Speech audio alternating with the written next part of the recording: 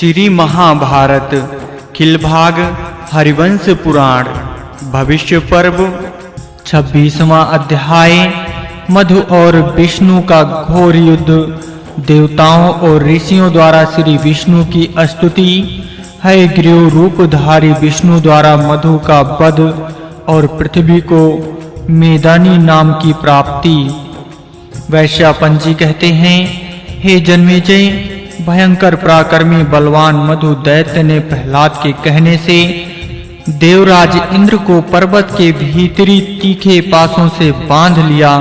हे भरत, वो लक्षणों का ज्ञाता था, परंतु उसकी बुद्धि मारी गई थी, इसलिए उसने भविष्य में इंद्र के ऐश्वर्य की अभिलाषा रखकर उन्हें बांधा था।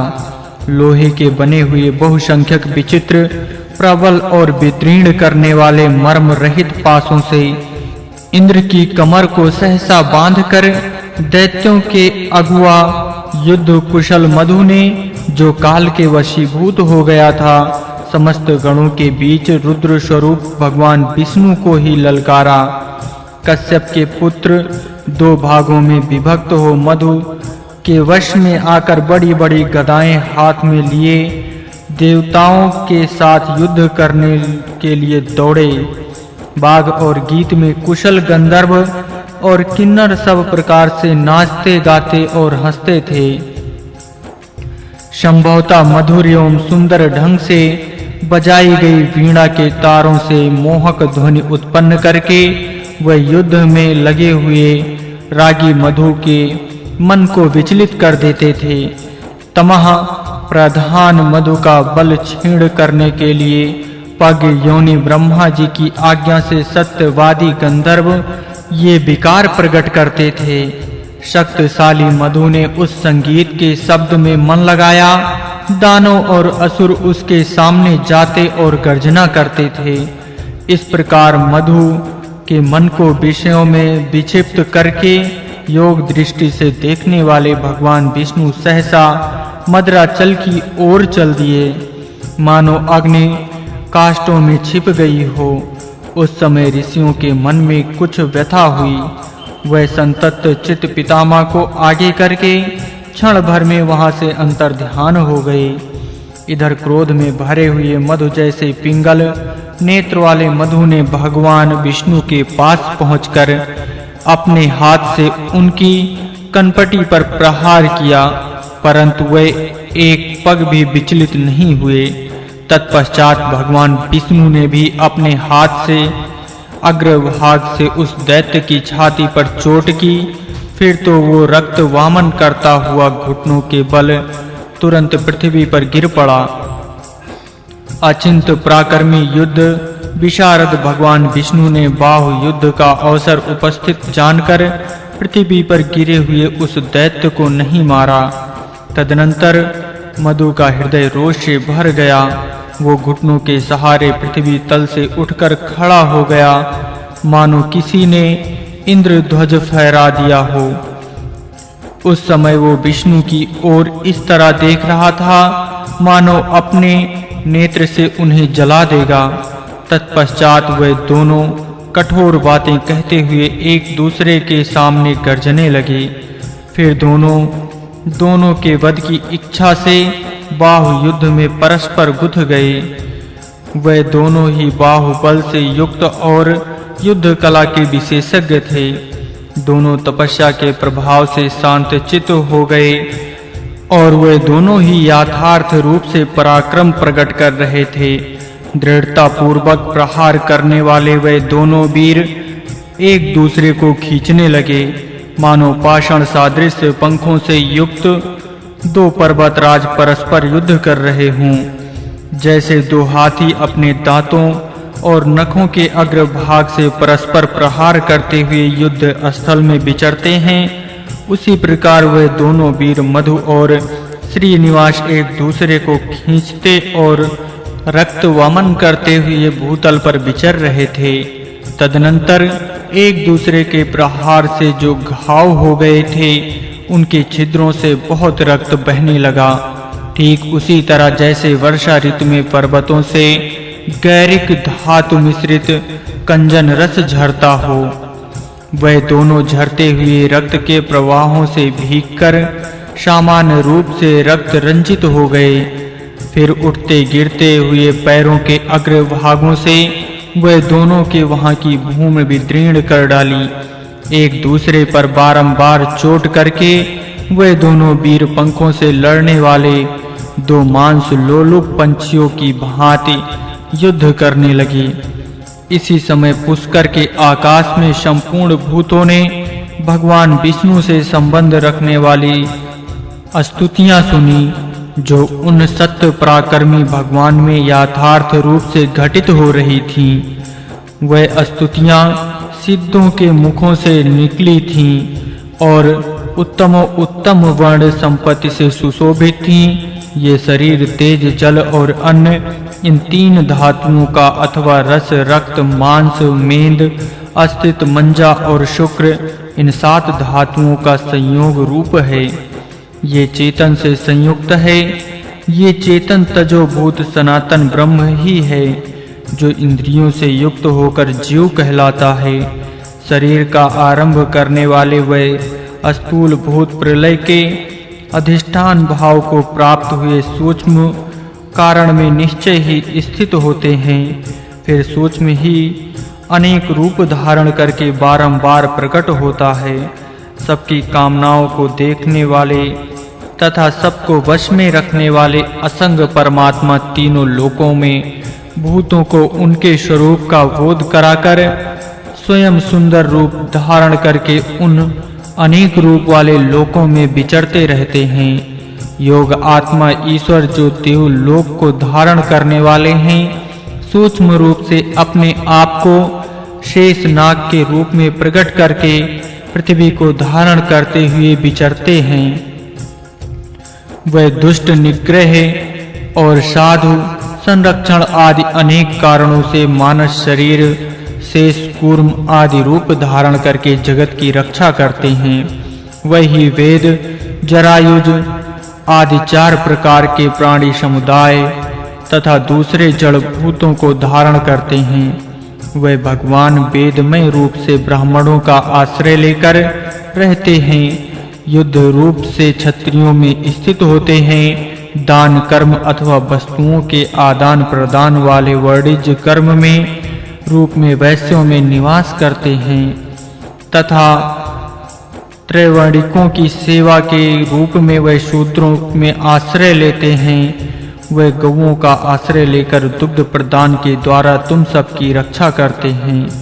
यज्ञों में अश्वों का आश्रय लेकर प्रोक्षण फल रूप अमृत के अभिषेक द्वारा तुम लोगों की रक्षा करते हैं।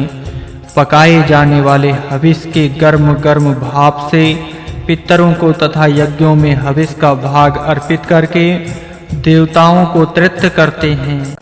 पृथक पृथक अंग वाले चार भूतों दर्श पौर्णमास प्रत्ययज्ञ तथा साधारण चार प्रकार के अन्यों से तथा दूसरे तीन धातुओं मन वाक और प्राण से इस तरह सात प्रकार के नित्य अर्पण करने योग्य अन्यों द्वारा वह भगवान विष्णु पितरों सहित तीनों लोकों की रक्षा करते हैं। अथवा उक्त अन्नों तथा काव्यवाट अनल यम सोम आर्यमा अग्निवात सोपम तथा वृषद इन सात प्रकार के नित्र तर्पणीय पितरों द्वारा वह तीनों लोकों की रक्षा करते हैं। इन सातों का समुदाय चंद्र सूर्यात्मक है, अर्थात उनमें से तीन सूर्य स्वरूप और चार चंद्र स्वरूप हैं। ये यथा योग प्रकाश शुल्क मार्ग और अप्रकाश धूम या कृष्ण मार्ग रूप हैं। ये कष्ट साध होने के कारण शरीर को संकट में डाल लेते हैं। ये सभी अपने तेज चिन्मय प्रकाश से व्याप्त हैं।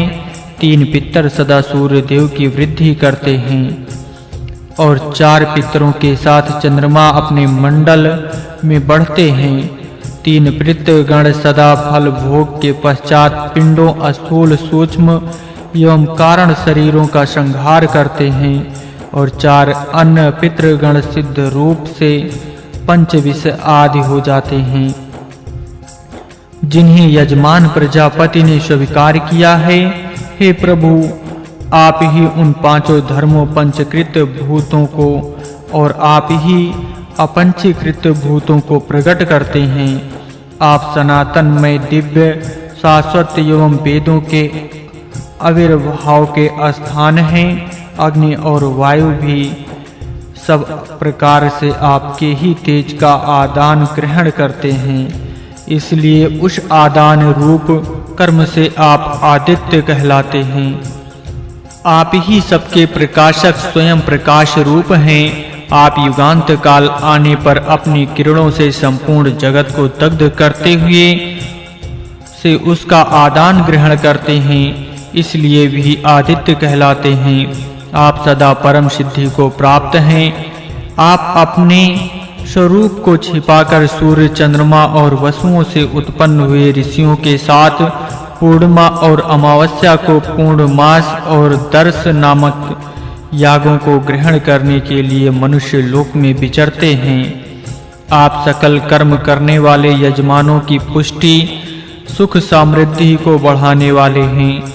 स्वर्ग आदि के साधन भूत जो कर्म हैं उनमें विकृत न हों, वे व्यर्थ न होने पाएं और काल लोप से धर्म संबंधी कृत्यों का लोप न हो जाए, इसकी देखभाल के लिए भी आप मनुष्य लोक में विचरते हैं। आप ही अमावस्या को चंद्रमा रूप से एक ही साथ वनस्पतियों, औषधियों और वसुधा में वास करते हैं। पुनः बाल रूप से उत्पन्न होने के लिए ही आप ऐसा करते हैं। प्रत्येक शुक्ल पक्ष में आपका नूतन जन्म होता है। हे भूतेश्वर, हे विभो, इस भूतल पर भूत और भविष्य प्राणियों की पुष्टि के लिए जो कुछ भी धन संचित है वो सब आपका ही स्वरूप है। आप ही भूतल पर नाना प्रकार के सनातन धर्म संबंधी कर्म हैं और आप ही देव यज्ञ, मंत्र वाक्य, आत्मयज्ञ तथा उसके अधिकारी मनुष्य हैं। आप ही स्वर्ग लोक के दो विध मार्ग निर्मल सूर्य और चंद्रमा हैं। इनमें चंद्रमा पितृयान है और सूर्य देवयान शुक्ल मार्ग है। आप ही इंद्रियां आदि गणों को एक करके देह मात्र रूप में संक्षिप्त करके भूमवासी प्राणियों के रूप में वसुधा से संयुक्त होकर विश्व में विचरते हैं। मर्यादा पूर्वक यहाँ के विषयों का सेवन करते हैं। परलोक में भी आप ही विविध रूपों में प्रकट हैं। एकमात्र आप ही पुराण पुरुष ही विराट रूप में प्रकट हैं। आप अविनाशी, अप्रेम, सबको वश में रखने वाले और नाना प्रकार की लीलाएं करने वाले हैं। आप ही तेज अस्तित्व में रूप होकर प्रकट हुए हैं। इसलिए तेजस नेत्र के द्वारा रूप का ग्रहण होता है। आप ही वायु बनकर आकाश में सब ओर विचरण करते हैं।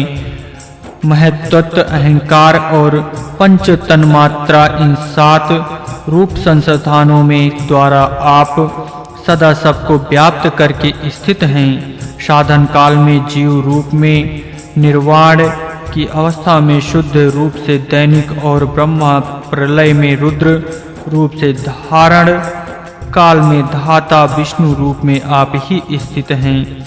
दिशाएं, वर्णा, आश्रम, धर्म की मर्यादाएं आप ही विषयों को धारण करने वाली नेत्र आदि इंद्रियों में इनके अधिष्ठाता चेतन के रूप में विराजमान हैं।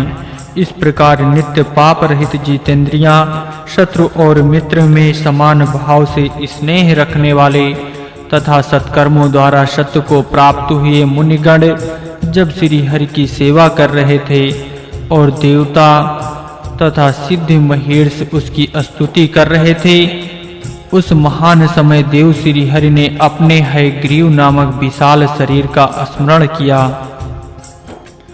सर्वदेवमय वेदमय रूप धारण करके भगवान श्री हरि वहां शोभा पाने लगे।